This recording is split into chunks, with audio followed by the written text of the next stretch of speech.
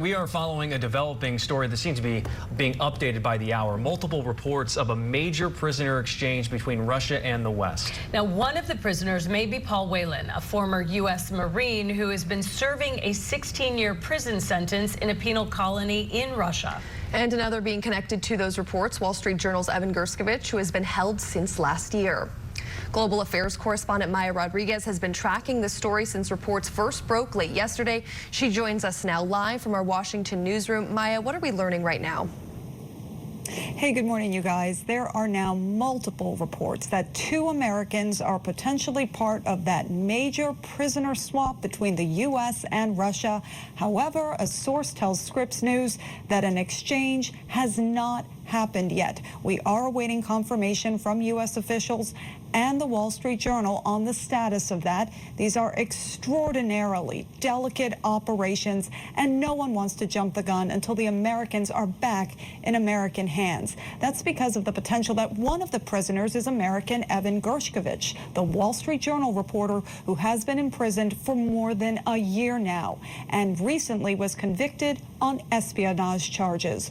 There's also Paul Whelan, the former U.S. Marine, who was also accused of espionage and has been serving 5 years of a 16-year sentence in a Russian penal colony. All of this started several days ago when Russian lawyers for several Russian dissidents were told by prison authorities that their clients had been transferred elsewhere, but gave no other information. So here's what we know at this point. Multiple high-profile Russian dissidents and journalists who have been imprisoned in Russia are currently missing, including Kremlin dissident Ilya Yashin, as well as Oleg Orlov, whose human rights organization won the Nobel Peace Prize, and Russian opposition politician Vladimir Kara-Murza. Paul Whelan's lawyer in Russia says she has no idea where he is, and officials at the penal colony where he was have refused her request for any information. As we mentioned, he's been serving that sentence in a Russian penal colony after being convicted for espionage. Now, we are waiting for U.S. government officials to come to us and let us know what is the status on all this. But here is what White House Press Secretary Karine Jean-Pierre had to say when asked about it during Wednesday's White House briefing. We cannot negotiate in public because we want to make sure that we get this job done, get this work done. I do not have any specifics. I would not be able to do that from here because we want to be mindful, we want to be careful, but the President's committed to make sure that we get wrongfully detained Americans home to their friends and families and loved ones. In the meantime, there are at least 5 Russians who were imprisoned here in the U.S. who have now disappeared from the U.S. Bureau of Prisons database. They were convicted on charges ranging from wire fraud to money laundering to supplying U.S. technology to the Russian military. So, guys, there are a lot of developments this morning. We've been keeping you updated every hour, and we will continue to do so. The massive story here. Global Affairs correspondent Maya Rodriguez, thank you.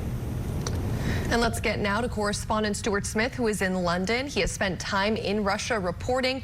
Stuart, thank you so much for joining us. What role is London playing here in the potential swap? We've not heard anything from London, which is interesting because this is the kind of agreement and debate that would happen surely, especially if Kara-Murza is involved, a dual Russian-British national. It's expected that certainly the British embassy in Russia would be involved in discussions, but we've not heard anything out of the UK on this. The logistics from so far what we've heard seem to be the US and Russia at the forefront of this prisoner swap, but undeniably Germany involved as well, with the US aircraft shortly due to land in Turkey coming from the Ramstein Air Base in Germany, potentially with Russia's most wanted fugitive imprisoned abroad, somebody that Vladimir Putin called a patriot when he killed a Chechen military leader in Berlin, in the German capital, for which the German authorities arrested him. He is the most likely person being delivered in Ankara, but so, as rumours suggest, there'll be more than just one person, so we don't know who else could be on that list for Russia. Another country, though, we know is definitely involved Slovenia, with two Russians there who were in prison on espionage charges already being returned to Russian territory in Kaliningrad. So all the signs that this big part of the prisoner exchange about to imminently happen could have a major shift in the dynamic between the US and Russia when it comes to prisoners. Now, it's really important to emphasize that Russia doesn't do this out of any sort of sense of obligation or kindness. Russia wants something from this. Two things people in Russia are suggesting. One is that it's important for Russia to bring these people back, to show others that may still be working in Europe or the United States in espionage that they will be protected by the Russian state, and Moscow will try very hard to get them back if they are imprisoned. And so one lawyer talking to one Russian news outlet suggested next time you hear of any incident, assassination attempt, or even assassination in a foreign country, bear in mind that these people may have been bolstered by the prisoner exchange today, knowing that if they do get caught,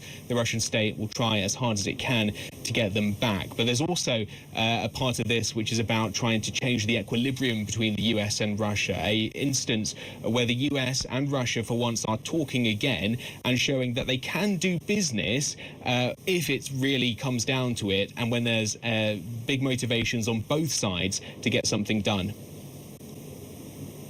Spent time in Russia, so let's talk about the mechanics of this. How did the negotiations happen? Obviously, it's back channel somehow. And is there any kind of chance that this could fall apart at the last second? You mentioned that already a couple of prisoners from Slovenia were being released back to Russia. So talk a little bit about that. Yeah, it's incredibly secretive, and it's notable that Sergei Lavrov, the foreign minister of Russia, publicly many times, and we saw this with Brittany Griner as well, would make comments to the very inquisitive and curious press that anything they do to push this, to find information, to release secret information during these negotiations could jeopardize them. They are so secretive, and it's interesting that in the last few hours we are starting to get more and more leaks as seemingly Western officials get more comfortable that this deal now cannot be backtracked upon. But even still, Russian media, while speculating, the independent Russian media, it's still very tight in terms of what is actually happening here. And the Kremlin again this morning, although not so unusual, Dmitry Peskov, the Kremlin spokesperson, saying that there was no comment to the inquisitive journalists asking about exactly what's going to take place later today. Now, it is, in terms of my experience, one of the things we think about as journalists in Russia. Could our reporting end up with us being arrested on political charges and therefore experiencing what someone like Evan Gershkovich has experienced, the Wall Street Journal reporter? It's one of the reasons that motivated me to come back here to the UK in London, because there is a distinction between no matter what you do and no matter how impartial your journalism is, there's always a concern that you are still ultimately a citizen, and that's how you're seen by the Russian state. In my case, a British citizen, and therefore ultimately, to an extent, a representative of London. That's how things are seen in Russia, very black and white. And so the fear for any journalist, foreign journalist in the UK, is that they could become a pawn in the geopolitical game that Russia plays, and the result could be imprisonment on political charges. But don't forget, there are others in this that are Russian citizens first and foremost. They too could be released, even though they are dual citizens. And so that could be something rarely seen in Russia, where people that have lived in Russia, spent most of their lives in Russia, may have a ticket out due to their dual citizen status. That's so important to illuminate the conditions that you and other journalists have went through while working in Russia. Correspondent Stuart Smith reporting from London. Thanks for the update, Stuart.